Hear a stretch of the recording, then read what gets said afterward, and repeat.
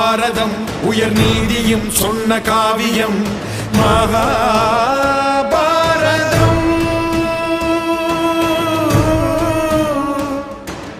மகாபாரதம். மண்ணை பெரிதென்று தேடும் ஒருவன், மனிதம் உயர்வென்று நாடும் ஒருவன், வன்மம் வாழ்வென்று வாழும் ஒருவன், நானே உலகென்று காட்டும் ஒருவன். परित्राणाय साधूनां विनाशाय च दुष्कृतां धर्म संस्थापनार्थाय संभवामि युगे युगे.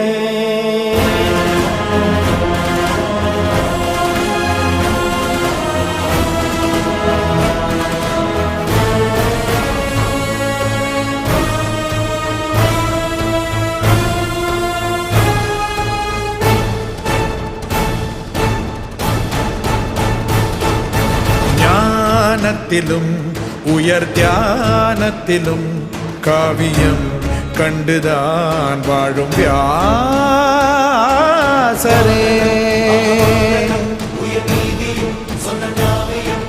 பேராற்றலும் நெஞ்சில் போர் வீரமும் தியாகமாய் தீபமாய் தாங்கும் பீஷ்மரே.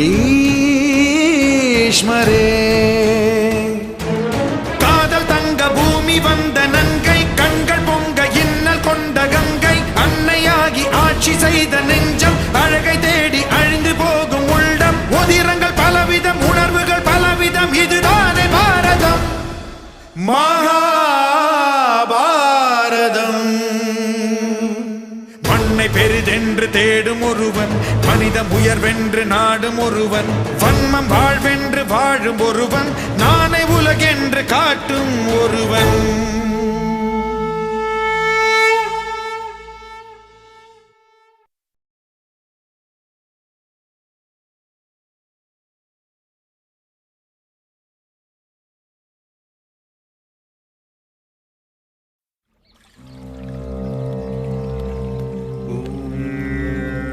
चतुर्मुखाय विद्महे हंसरूपाय धीमहि तन्नो ब्रह्म प्रचोदयात्. ॐ वेदात्मनाय विद्महे हिरण्यगर्भाय धीमहि तन्नो ब्रह्म प्रचोदयात्. ॐ परमेश्वराय विद्महे परतत्त्वाय धीमहि तन्नो ब्रह्म प्रचोदयात्. गुरुर्ब्रह्मा गुरुर्विष्णु गुरुर्देवो महेश्वरः गुरुः साक्षात् परब्रह्म तस्मै श्री गुरवे नमः. ॐ सच्चिदेकं ब्रह्म. ॐ ह्रीं श्रीं क्लीं सौं सच्चित् एकं ब्रह्म. ब्रह्मदेवा.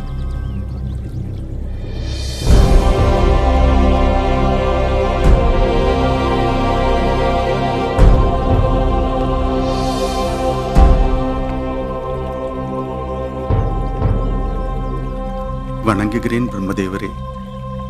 இந்த அடியவனின் அழைப்பை ஏற்று எழுந்தருளியிருக்கிறீர். தங்கள் கருணையே கருணை.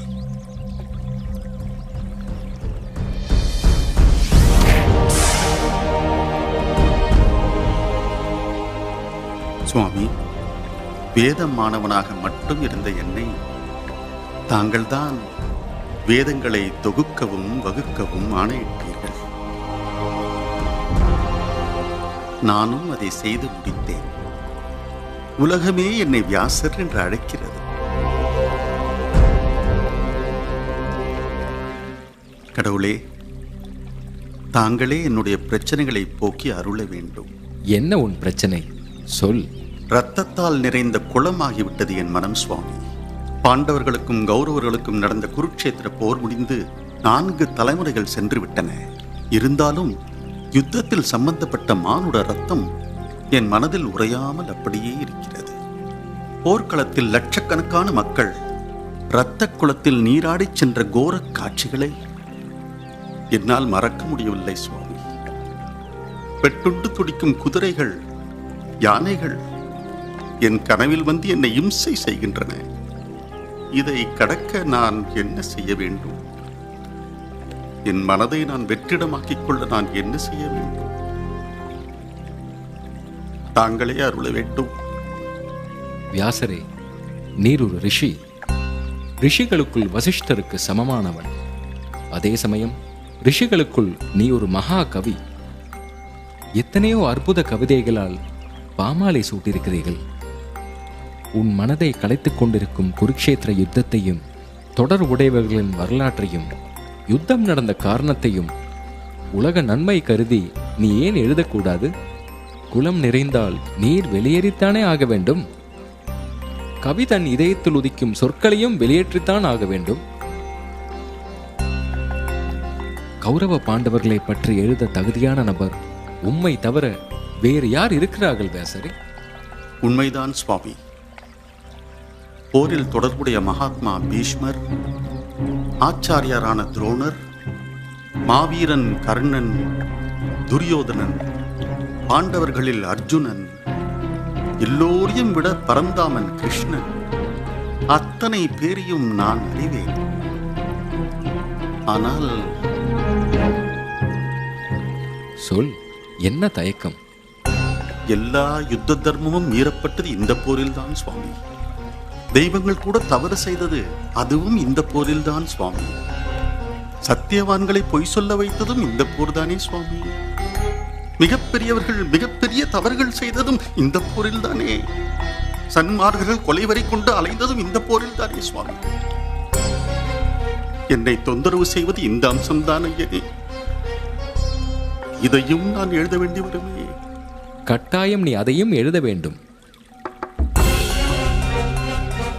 தர்மங்களை எழுதும் போது அதர்மங்களையும் எழுதத்தானே வேண்டும்.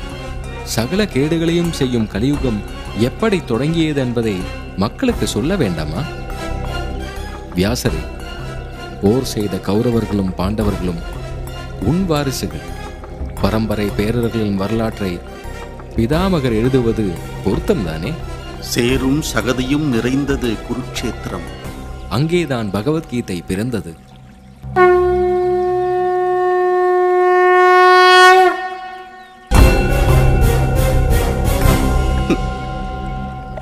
தர்மனையே பொய் சொல்ல வைத்தது குருக்ஷேத்திரம். உயிர் போனாலும் போகட்டும் என்று கர்ணன் தாய்க்கு தந்த வாக்குறுதியை காப்பாற்றியது குருக்ஷேத்திரத்தில் தானே? கர்ணன் அர்ஜுனன் மேல் இரண்டாவது பானத்தை ஏயாமல் தன் வாக்கை காப்பாற்றி உயிரை எழுந்தது இந்த போரில் தானே? மகாத்மா பீஷ்மரை ஒரு பெண்ணை கொண்டு பாண்டவர்கள் கொன்றது குருக்ஷேத்திரம். ஒரு பெண் சபை நடுவே தன் கண்ணெதிரே சேலை உரியப்பட்ட போது கைகட்டி பார்த்து கொண்டிருந்தது அந்த மகாத்மா தானே? சூழ்நிலைகள் வீரர்களை கோடையாக்குகிறது, மகாத்மாக்களை பாவம் செய்ய வைக்கிறது. அந்த சூழ்நிலைகளைத்தான் எழுத சொல்கிறேன். நோய்களை எழுது, நோய்களுக்கான காரணத்தையும் எழுது, கூடவே மருந்துகளையும் எழுது.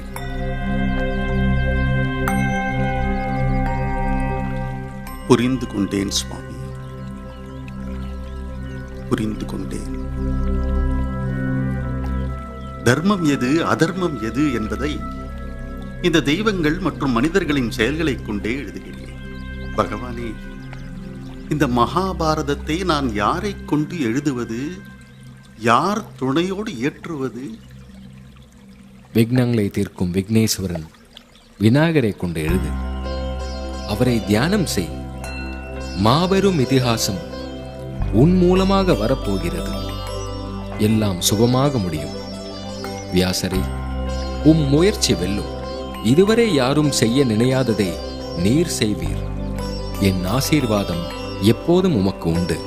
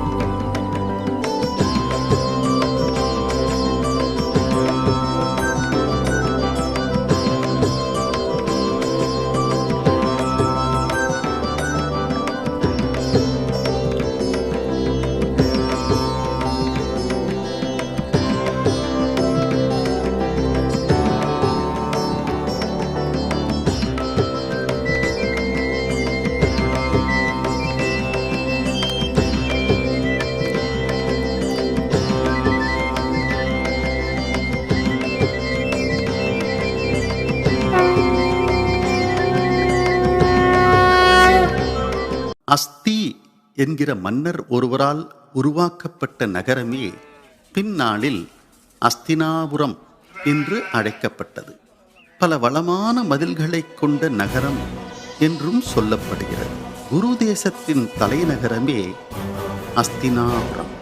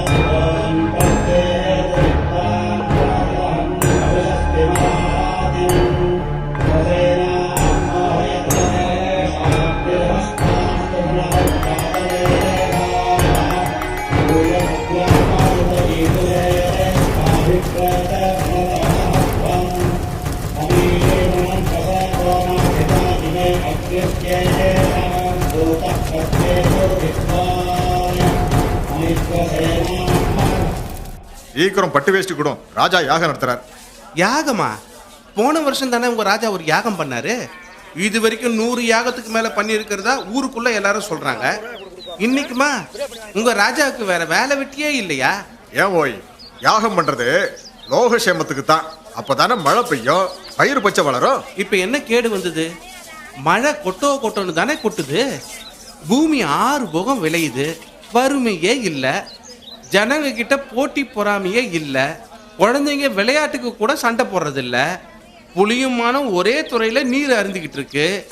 இதுக்கு மேலேயும் என்ன யாகம் சுவாமி? சர்ப்ப சத்திர யாகம், பாம்புகளை கொல்ற யாகம். பாம்புகளை என்னத்துக்கு கொல்றது? அதுங்க ஒரு பக்கம் வாழ்ந்துட்டு போட்டுமே. ஜனமேஜ மகாராஜாவோட அப்பா பரீட்சித் மகாராஜாவை ஒரு பாம்பு கடிச்சு கொன்னுடுத்தாட. ஒரு பாம்புக்காக ஊர்ல இருக்கிற பாம்புகளை எல்லாம் கொல்றது என்ன நியாயம்? அஸ்தினாபுரத்து பேரரசர் ஜனமேஜயன் மகாராஜா அவர்கள் வருகிறார் வருகிறார் வருகிறார். அமருங்கள் அமருங்கள். வாழ்த்துக்கள். இன்றும் தாங்களே வேள்வி காவலனாக அமர்ந்து இதை முழுமை செய்ய வேண்டும். அவ்வாறே ஆகட்டும்.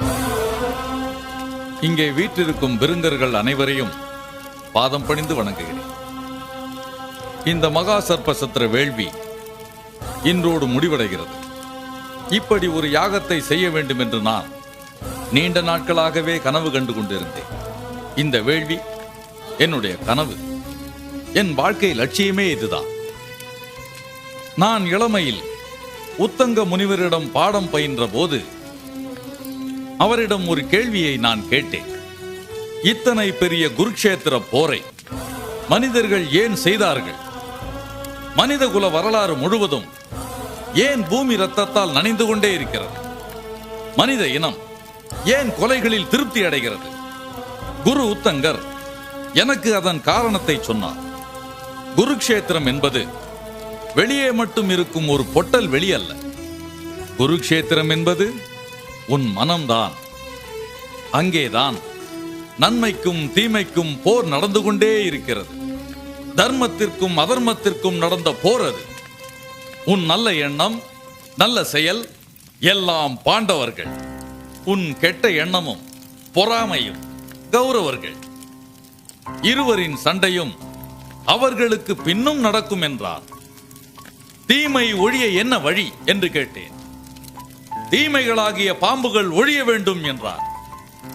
எல்லா நேரத்திலும் விஷத்தை நாவுக்குள் வைத்திருக்கும் பாம்புகள் ஒழிவதே அறம் என்றார். அதற்கு அவர் எனக்கு சொல்லித் தந்த வழிதான் இந்த மகா சர்ப்ப சத்திர வேள்வி யாகம் தொடங்கட்டும். இந்த வேள்வியை நாம் முழுமையாக நடத்தி முடித்தால் மனித குலத்தின் உள்ளங்களுக்குள் உறைந்து கிடக்கும் மொத்த இருளையும் இந்த வேள்வி தீயில் நாம் எரித்து விடலாம். மனித மனங்களில் உள்ள காமமும் பேராசையும் வெறுப்பும் கருநாகங்களாக மாறி இந்த வேள்வி கொட்டகைக்குள்ளே வந்து சேரும். அவற்றை நாம் இந்த வேள்வி நெருப்புக்கு இரையாக்குவோம். கடைசி பாம்பும் எரிந்து அழியும் போது மனித குலத்தின் உள்ளங்கள் முழுக்க இருளே இருக்காது, தூய வெளிச்சம் மட்டும்தான் இருக்கும். இந்த யாகம் இன்றோடு முடிவடைகிறது, இன்றோடு நிறைவடைகிறது. எம் மக்களுக்கு இன்றோடு விடுதலை கிடைக்க போகிறது. வெற்றி பெறட்டும் யாகம், நடக்கட்டும் வேள்வி, நடக்கட்டும் வேள்வி, நடக்கட்டும் வேள்வி.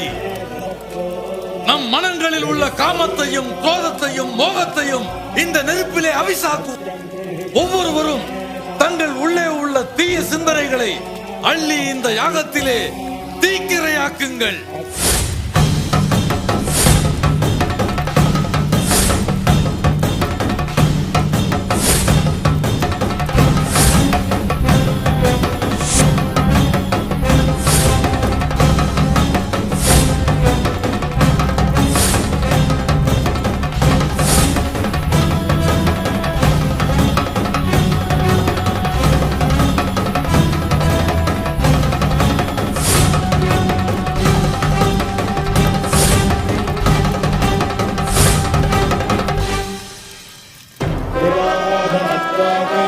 நிறுத்தாதீர்கள், வேள்வியை தொடர்ந்து கொண்டே இருங்கள். இந்த யாகம் முறியக்கூடாது. பாம்புகள் மனதின் கொடூரங்கள், அவை அழியட்டும். உலகத்தின் அழுக்குகள் எல்லாம் பொசுக்கிவிட்டன. அமைதியாக இருங்கள். என்ன நடந்தாலும் எழுந்திருக்க கூடாது.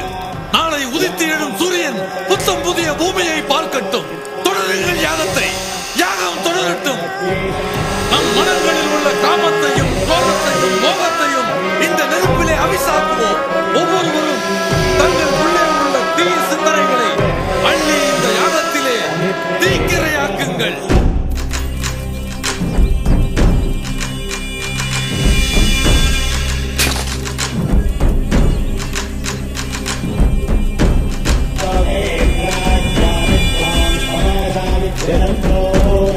நம் மனங்களில் உள்ள காமத்தையும் கோபத்தையும் மோகத்தையும் இந்த நெருப்பிலே அவிசாக்குவோம்.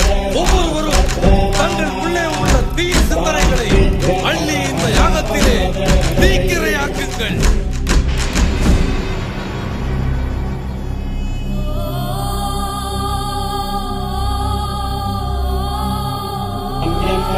தீக்கிரையாக்குங்கள்.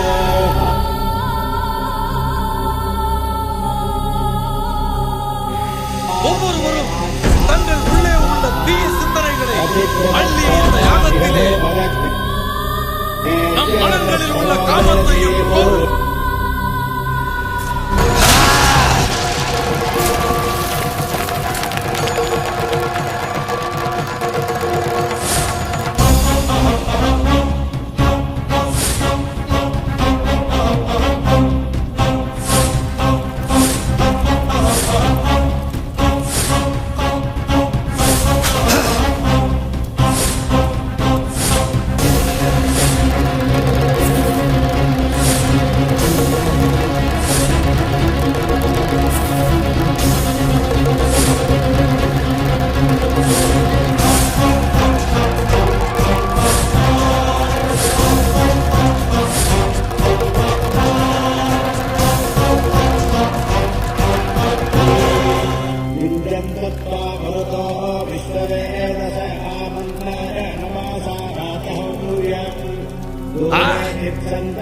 வெற்றி, வெற்றி.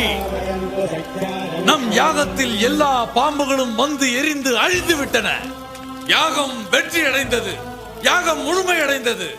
வெற்றி, வெற்றி, வெற்றி. அரசே, தட்சகனும் அவன் மகனும் இன்னும் வரவில்லையே. அவனை அழிக்கத்தானே இந்த யாகத்தை நடத்தினோம். அவன் அழியாமல் இந்த யாகம் எதற்கு? எங்கே தட்சகன்? என்ன ஆயிற்று? அதுதான் எனக்கும் புரியவில்லை.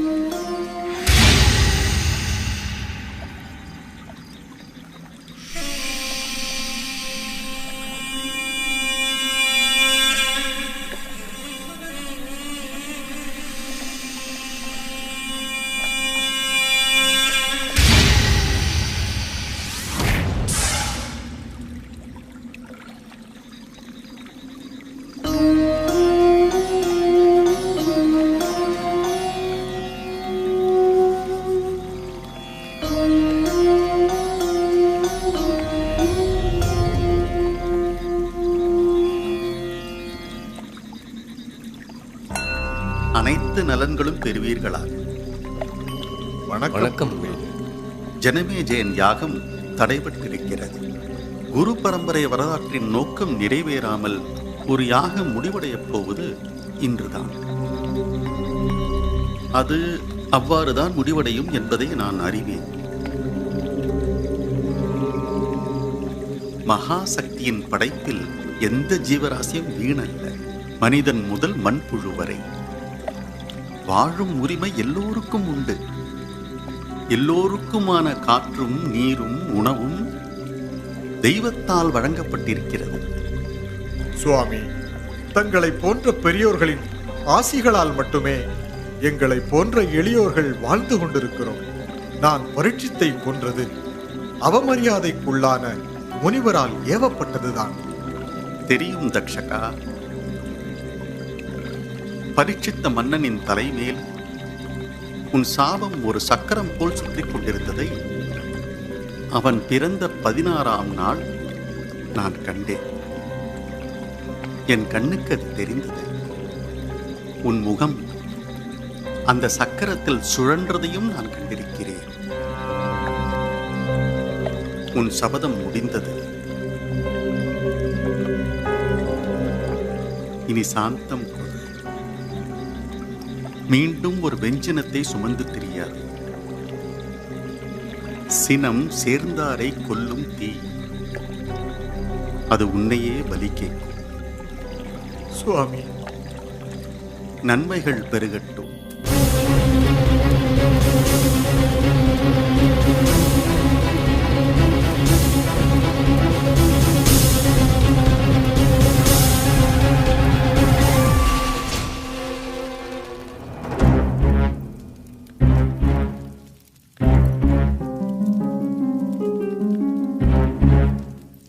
நம் வேள்வி முழுமையடைய வேண்டும்.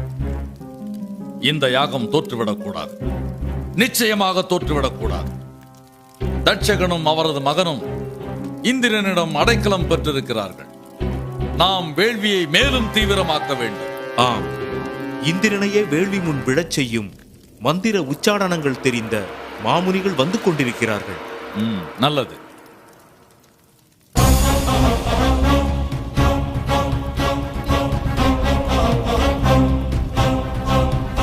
பேரரசே, தெய்வங்களின் பூமியிலிருந்து வருகிறேன். நான் யக்ஞவேதம் அறிந்த பிரம்மச்சாரி. பெயர் ஆஸ்திகன், ரிஷிகுமாரன். வருக ஆஸ்திகரே. தங்களின் வருகையால் எனது யாகம் பூர்த்தி பெறும். ஆசியருளுங்கள். ஜனமேஜயா, வையகம் காக்கும் வைகுந்தனை கண்டேன். நாராயணன் வறுமையில் நைந்து போயிருக்கிறார் என்பதை கருடன் என்னிடம் கண்ணீருடன் கூறினார். ஸ்ரீமன் நாராயணரா வறுமையில் இருக்கிறார். செல்வத்தின் கடவுள் லட்சுமி தேவியே அவரது துணைவி அல்லவா? தாய்ப்பசு மகனை தேடி வந்தது போல் செல்வத்துக் கடவுள் லட்சுமி தேவி இன்று ஜனமேஜயனிடம் அல்லவா வாசம் செய்கிறாள். நன்றாக சொன்னீர். சங்கநிதி, பதுமநிதி என்று அனைத்து செல்வங்களும் நம்மிடம் அல்லவா தேங்கி கிடக்கிறது. குபேரன் என் கருவூலத்தின் வாயிற்காவலன், தெரியுமா? இந்திரலோகத்தில் ஒரு நாள் இருந்தேன். இந்திரன் இப்போது அச்சத்துடன் இருக்கிறான். இந்திரலோகத்து இந்திராசனம் அவனைப் போலவே நடுங்குகிறதாம். அமுதமும் கசக்கிறதாம். ரம்பை ஊர்வசியின் நடனமும் வெறுக்கிறதாம். கேட்டீர்களா? தேவர்க்கரசன் இந்திரன் எதற்காக அச்சத்தில் இருக்கிறான்? 100 யாகம் நூதனமாய் முடித்தவர் நீர். உமது யாகபலமும் வீரமும் இந்திர பதவிக்கே குறிவைப்பதாக ரிஷிகள் யாரோ ரகசியம் சொன்னார்களாம். பேஷ். நமது புகழ் இந்திரனையே நிலைகுலைய செய்திருக்கிறது. ஆஸ்திகரே, உமது வார்த்தை தேன் துளிகளாக எனது மனதை வசீகரித்து விட்டன. உமக்கு என்ன வேண்டும் கேளும், தருகிறேன். வாக்குறுதி வேண்டாம். பாண்டவர்களில் முதல்வன் கர்ணன் பரம்பரை நான். அதை மறந்து விடாதீர். ஆஸ்திகரே, என்ன வேண்டும் கேளுங்கள். நான் மகிழ்ச்சியாக இருக்கிறேன். எது கேட்டாலும் கொடுப்பீரா? என் வாக்கில் சந்தேகமா? ஆஸ்திகரே, என்ன பேசுகிறீர்? யாரிடம் பேசுகிறீர்? நீர் இருப்பது காமதேனுவின் மடியில் கற்பக விருட்சத்தின் நிழலில். எது கேட்டாலும் உமக்கு கிடைக்கும். நம்பலாமா? ஜனமேயன் சொல்கிறேன். பாண்டவர் குலத்திற்கு ஒரு நாக்கும் ஒரு சொல்லும் தான். கேளுங்கள். அப்படியானால் தட்சகனின் விடுதலை தான் வேண்டும். என்ன? இந்த யாகம் அவனை கொல்லக்கூடாது. தட்சகனின் உயிரை தட்சணையாக கொடுங்கள். என்ன கேட்டீர்? தட்சகனின் விடுதலையா? அவனை கொல்லத்தானே இந்த யாகம். 7 ஆண்டுகள் நான் செய்த முயற்சி என்னாவது? வேண்டாம், வேறு ஏதாவது கேடு. தட்சகன் விடுதலை தவிர எனக்கு வேறு எதுவும் வேண்டாம். ஆஸ்திகரே, 100 ஒட்டக பொதி, பொன்னும் மணியும் பட்டும் பீதாம்பரமும் தருகிறேன். 100 கிராமங்களை தானமாக தருகிறேன். இந்த ராஜ்யத்தையே தருகிறேன். என் புண்ணியம் எல்லாம் தருகிறேன். ஆனால் தட்சகனின் உயிரை தரமாட்டேன். யார் பேசுவது? கர்ணனின் பரம்பரையா பேசுவது? பாண்டவர் பரம்பரைக்கு ஒரு நாக்கு தானே. ஆதிசேஷன் போல 1000 நாக்கா? ஆஸ்திகரே, இந்த சர்ப்பயாகம் என் வாழ்நாள் கனவு, வாழ்க்கை லட்சியம். பாம்பை கொல்வதுதான் ஒரு ராஜனின் லட்சியமா? சத்திரிய திலகமே,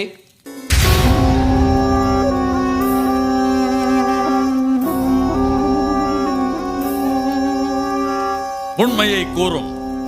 நீர் யார்? நான் ரிஷி ஜரத்காருவின் மகன். நாகர்குல இளவரசி மானசாதேவி என் தாய். வாசுகியின் சகோதரி மகன். ஓ, பாம்பின் குலம் என்பதால் தான் தட்சகனை காப்பாற்ற துடிக்கின்றீரோ? என் தாய் இட்ட கட்டளை இது. தாயின் கட்டளையை காப்பாற்ற வேண்டியது என் சுதர்மம். ஆஸ்திகரே, நீர் என்னை ஏமாற்றி விட்டீர். ஒரு உயிரை காக்க எந்த உபாயமும் சரி என்றே வேதம் சொல்கிறது.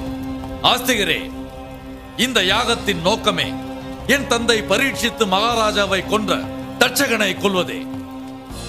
தந்தையை கொன்றவனை மகன் கொல்வது நியாயம்தானே? அதை நீர் தடுப்பது தர்மமா, அதர்மம் இல்லையா? ஜனமேஜயா, உன் தந்தை என்பதால் பரீட்சித்து மகாராஜாவின் தோளில் தர்மங்களின் மாலையை சூட்டாதே. பரீட்சித்து மன்னன் ஒரு பாவி, அதர்மி, தர்மம் அறியாதவன். பரீட்சித்து அதர்மம் செய்தான். என் தந்தை அதர்மியா? என்னால் இதை ஏற்றுக்கொள்ள முடியாது. ஏற்றுக்கொண்டால் இதுவரை நான் நம்பிய எல்லாமே தவறாக ஆகிவிடும். கிருஷ்ணதுவைபாயனர் என்கிற மகாவியாசர், அவரை இங்கே வரவழையுங்கள். நான் செய்தது தர்மமா அதர்மமா என்று அவரே சொல்லட்டும். வைசம்பாயனரே, இந்த நெடும் விவாதத்திற்கு ஒரு தீர்வு காண வேண்டும். அழைத்து வாருங்கள் மகரிஷியை. உத்தரவு.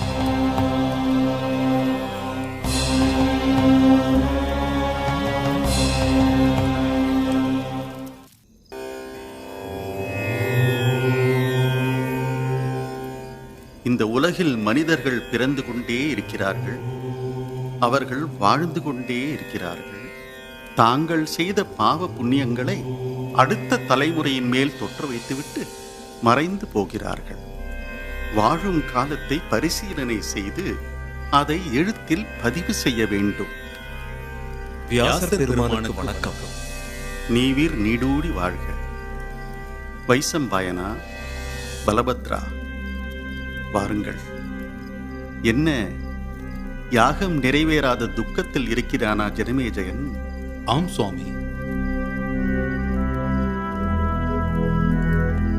பகை அழிக்க, சத்ரு சம்ஹாரம் செய்ய என்று ஏற்பட்ட சடங்குகளை ஒரு ஜீவராசி இனத்தையே அழிக்க பயன்படுத்துவதா? மந்திரங்கள் என்ன நம் ஏவலர்களா? ஆஸ்திகன் யாகத்திற்கு வந்திருக்கிறான். நீண்ட நெடும் விவாதம் நடக்கின்றது. தாங்கள்தான் தீர்வு காண வேண்டும். ஆஸ்திகன் ஆஸ்திகன் என்னை வரச் சொன்னானா? ஆம் சுவாமி.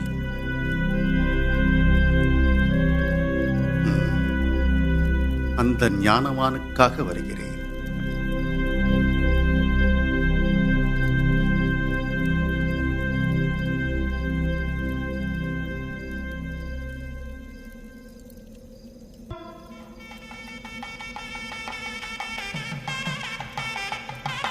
ரிஷிகுல முதல்வர் தேவரிஷி வியாசர் வருகிறார்.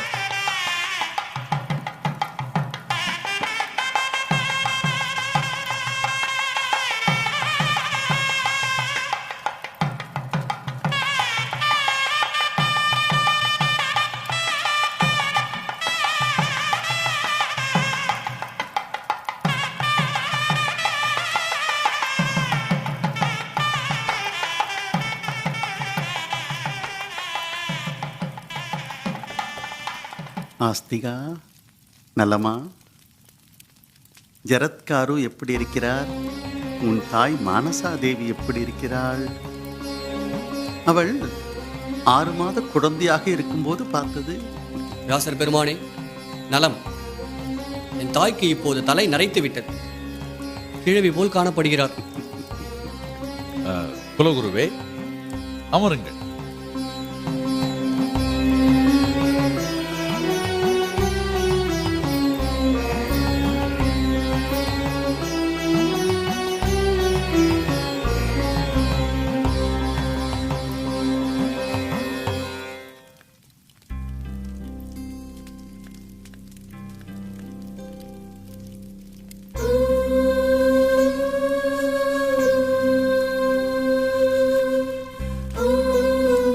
ஜனமே ஜெயா, ஏன் இந்த அவசர கூட்டம்? குலகுருவே வணக்கம். இங்கே கடும் விவாதம் நடந்தது. நீங்கள் அன்போடு நலம் விசாரித்த இந்த ஆஸ்திகன் நம் பரம்பரைக்கே அறைகூவல் விடுத்திருக்கிறார். அப்படியா? அடியேன் எளியவன் என்று தாங்கள் அறியாததா?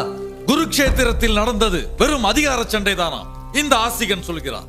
தர்மத்திற்கும் அதர்மத்திற்கும் சண்டை நடந்தது என்றல்லவா நான் எண்ணிக்கொண்டிருக்கிறேன். தர்மத்திற்கும் போர் நடந்ததா என்ன? என் மூதாதையர் அவர்களுடைய சுயநலத்திற்காகத்தான் இந்த போரை புரிந்தார்களா? சுயநலம் கலந்த தர்மத்திற்காக. அதன் பெயர்தான் சுதர்மம். குலகுருவே, என்ன சொல்கிறீர்கள்? உண்மை என்றும் கசக்கத்தான் செய்யும். எதை உண்மை என்கின்றாய்? குருக்ஷேத்திரத்திலே போராடிய ஒவ்வொருவருக்கும் நியாயம் இருந்தது. அவரவர் நியாயம் அவரவர்க்கே. எல்லோரும் அவரவர் நியாயத்துக்காகவே போராடினார்கள். எனது மூதாதையரை காட்டிற்கு ஓட ஓட விரட்டினாரே துரியோதனன், அவர் செய்ததும் நியாயம்தானா? அவரும் அவர் நியாயத்திற்காகத்தான் போராடி இருப்பார். எல்லோரும் நியாயத்திற்காகத்தான் போராடினார்கள் என்றால் எதற்காக அந்த போர்? அரசரான தாங்கள் அறியாததா என்ன? ஒருவருடைய நியாயம் இன்னொருவருக்கு அநியாயம். ஒருவர் நம்புவதை இன்னொருவர் நம்ப மறுக்கிறார். நீங்கள் உங்கள் தரப்பு நியாயத்தை மட்டுமே பார்க்கிறீர்கள். பாண்டவர்களைப் போலவே கௌரவர்களும் தர்மாத்மாக்கள் என்றுதானே நான் சொல்கிறேன். சரியாக சொன்னாய் ஆஸ்திகா. குருவே, எதை சரி என்று சொல்கிறீர்கள்? தர்மரும் துரியோதனனும் சரிக்கு சரியானவர்களா? தர்மரின் தர்மமும் துரியோதனின் அதர்மமும் ஒன்றாகுமா? இறைவன் அப்படித்தான் நினைக்கிறான். சொர்க்கத்திற்கு தர்மன் சென்றபோது அவனை வரவேற்றவனே துரியோதனன் தான். வாருங்கள் அண்ணா என்று அன்போடு வரவேற்றான். உனக்கும் சொர்க்கமா என்று அதிர்ச்சியில் உறைந்தான் தர்மன். அப்படியா? நான் நடந்ததை தான் சொல்கிறேன். தானே தர்மத்தின் காவலன் என்று நினைத்தான் தர்மன். அதனால்தான் சொர்க்கம் சென்ற போதும் பங்காளி பகை சுமந்து சென்றான் தர்மன். துரியோதனனோ தர்மாத்மா என்றோ அதர்மாத்மா என்றோ தன்னை ஒருபோதும் கருதியதில்லை. விதி ஊசியாக முன் சென்றது, அவன் நூலாக பின்தொடர்ந்தான். அதுவே அவன் சுதர்மம். பின் எதனால் துரியோதனன் தோற்றான்? பாரத போரில் நடந்தவற்றை அறியாதவரா நீங்கள்? தாங்கள் மறந்திருந்தால் நினைவூட்டுகிறேன். கதா யுத்தத்தில் தொப்புளுக்கு கீழே தாக்கக்கூடாது என்பது விதிமுறை. பீமன் துரியோதனனை தொடையில் அடித்துக் கொன்றான். இதனால் தவறுக்கு ஆளானான், நீதி தவறினான். தர்மம் துரியோதனுக்கு சொர்க்கத்தை தந்தது, தர்மருக்கோ பெரும் குழப்பத்தை தந்தது. நீ தத்துவத்தின் சந்துகளில் புகுந்து தட்சகனை தப்பிக்க வைக்க நினைப்பது மட்டும் தர்மமோ? உங்கள் முன்னோரான தாத்தன் அர்ஜுனன் காண்டவவனத்தை அழித்த போது தட்சகன் மனைவி தட்சகியை அழித்தான். அந்த பகை 4 தலைமுறை நீண்டது. அதற்காக பழி தீர்க்க உங்கள் தந்தையை தட்சகன் கொன்றான். ஒன்றின் நீட்சியே இன்னொன்று வினை எதிர்வினையை ஏற்படுத்தியே தீரும். உங்கள் தட்சகன் அப்போதே பகையை தீர்த்து கொண்டிருக்கலாமே. உங்கள் மூதாதையரை காக்கத்தான் பகவான் கிருஷ்ணர் இருந்தாரே, விட்டு விடுவாரா என்ன? அவர் அர்ஜுனனுக்கு கவசமாக நின்றார். பாவம் முற்றுகிற வேளையில் பரீட்சித்து கைத்தட்டி முனிவர் சாபத்தை அழைத்துக் கொண்டான். மனித மனம் ஒரு விசித்திர குகை. அது பேய்களையும் பிசாசுகளையும் பேணி வளர்த்துக் கொண்டிருக்கிறது. என்ன செய்ய? சத்வகுணம், ரஜோகுணம், தமோகுணம் 3ம் கலந்ததே இந்த பூமி. ஆஸ்திகா, அருமையான விளக்கம். இந்த 3 குணங்களும் சமநிலையில் இருக்க வேண்டும். இதில் ஒன்று அழிந்தால் கூட மற்ற 2ம் அழிந்து போகும். நீங்கள் இந்த உலகை காக்க நினைத்தீர்கள். உங்களை விட்டிருந்தால் இந்த உலகை அழித்திருப்பீர்கள். நீங்கள் வரப்போகும் தீமைகளுக்கு வித்திட்டீர்கள். ஆமாம், ஆனால் இந்த பூமியிலே தீமைகள் கொஞ்சம் மிச்சம் இருக்க வேண்டும். உங்கள் மொழியில் சொல்ல வேண்டும் என்றால் பாம்புகள் மிச்சம் இருக்க வேண்டும். தீமை மிச்சம் இருந்தால் தான் நன்மை அதை எதிர்த்து போராட முடியும். அப்போதுதான் இந்த உலகம் செயல்திறமையுடன் இருக்கும். அதனால் தான் நான் தட்சகன் உயிரை தப்பிக்க வைத்தேன். குலகுருவே, நீங்கள் சொல்லுங்கள், இது சரியா? இவர் செய்வது சரிதானா? முற்றிலும் சரி. நான் இங்கு வரும் முன்னர் தக்ஷகனை வரவழைத்து பார்த்துவிட்டுத்தான் வந்தேன். இந்த வேள்விச்சாலையிலிருந்து தப்பித்து என்னிடம்தான் வந்தான். நான் அவனுக்கு ஆசி வழங்கினேன். ஆசி வழங்கினீர்களா? குருநாதா, என்ன சொல்கிறீர்கள்? தர்மத்தை சொல்கிறேன். உன் வாழ்க்கை வாழ உனக்கு உரிமை உண்டு என்று ஆசீர்வதிப்பேன். உங்கள் இருவரின் விவாதத்துக்கு முற்றுப்புள்ளி வைக்கிறேன். ஆஸ்திகன் தரப்பில் நான் எந்த குற்றத்தையும் காணவில்லை. அவன் கூறியது அனைத்தும் சரி. ஆகவே நீ கொடுத்த வாக்கின்படி தக்ஷகனின் உயிரை ஆஸ்திகனுக்கு தானமாக கொடுத்துவிடு. குலகுருவே, தங்கள் வார்த்தைக்கு மறுவார்த்தை ஏது? தங்கள் ஆணையை நிறைவேற்றுகிறேன். ஆஸ்திகரே, இதோ தட்சகன் உயிரை தானமாக தருகிறேன். நான் தட்சணையை ஏற்கிறேன். குலகுருவே, பாண்டவர்கள் பாவாத்மாக்கள், கௌரவர்கள் தர்மாத்மாக்கள் என்று கூறுகிறீர்களா? நிச்சயமாக இல்லை. தர்மர் தர்மதேவனின் அவதாரம். தர்மயுகத்தின் தலைமகன் அவன்தான். ஆனால் தர்மரையே பொய் சொல்ல வைத்தது விதி என்றால் பிறந்திருக்கும் இந்த யுகம் பொய்களின் மேல் கட்டப்படுகிறது என்றுதான் அர்த்தம். ஆனால் இது எல்லாமே ஒரு மாயை தான் ஜனமேஜயா. சத்தியத்தின் வெற்றிடத்தை சத்திரியர்களால் மட்டுமே நிரப்ப முடியும். அதாவது தர்மனால் மட்டுமே நிரப்ப முடியும். சத்தியத்தின் பக்கம்தானே தர்மம் நிற்கும். இவ்வளவு குழப்பம் உனக்கு ஏன்? இறைவன் தர்மத்தின் பக்கம் இருப்பாரா, அதர்மத்தின் பக்கம் இருப்பாரா? தர்மத்தின் பக்கம்தான். பரமாத்மாவான பகவான் கிருஷ்ணர் பாரத போரில் யார் பக்கம் இருந்தார்? உலகே அறிந்த விஷயம்தானே. அவர் பாண்டவர் பக்கம்தான் இருந்தார். அப்படியானால் தர்மம் பாண்டவர் பக்கம் இருந்தது என்றுதானே பொருள். குருக்ஷேத்திரத்தை பற்றி இன்று பாரதம் முழுக்க ஆயிரக்கணக்கான குழப்பங்கள் இருக்கிறது. எது தர்மம் எது அதர்மம் என்று உன்னை போல் கோடிக்கணக்கானவர்கள் குழப்பத்தில் இருக்கிறார்கள். அவர்களுக்கு நல்ல பதில் சொல்லத்தான் நான் அந்த காவியத்தை படைத்தேன். மனிதனாக பிறந்து தர்மத்தால் தெய்வ நிலைக்கு உயர்ந்த ஒரு மகத்தான யுக புருஷனை பற்றி, உன் குல முதல்வனை பற்றி, என் தம்பியை பற்றி நான் எழுதியதை முழுமையாக படி. பாரத வருஷத்தில் மிகப்பெரிய தேசம் இந்த அஸ்தினாபுரம். 4 தலைமுறைகளுக்கு முன்பு இந்திரனின் சாபத்தால் மகாபிஷக் என்பவர் இப்பிறவியில் அஸ்தினாபுரத்து இளவரசன் சந்தனு மன்னனாக பிறக்கிறான்.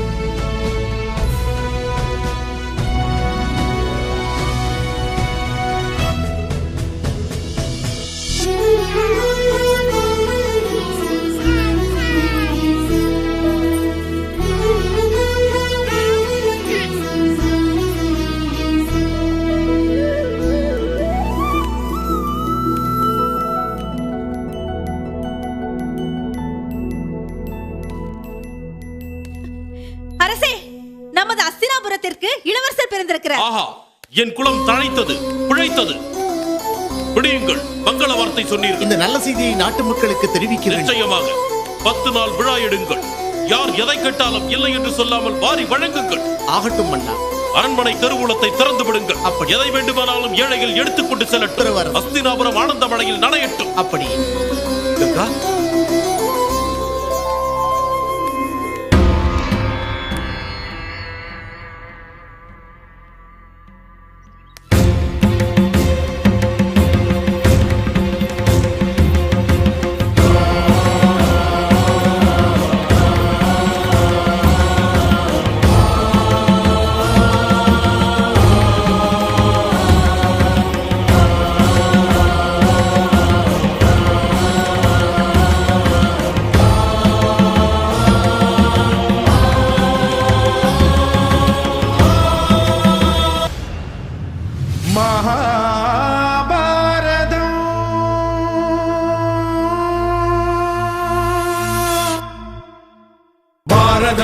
மகாபாரதம் உயர் நீதியும் சொன்ன காவியம் மகாபாரதம்.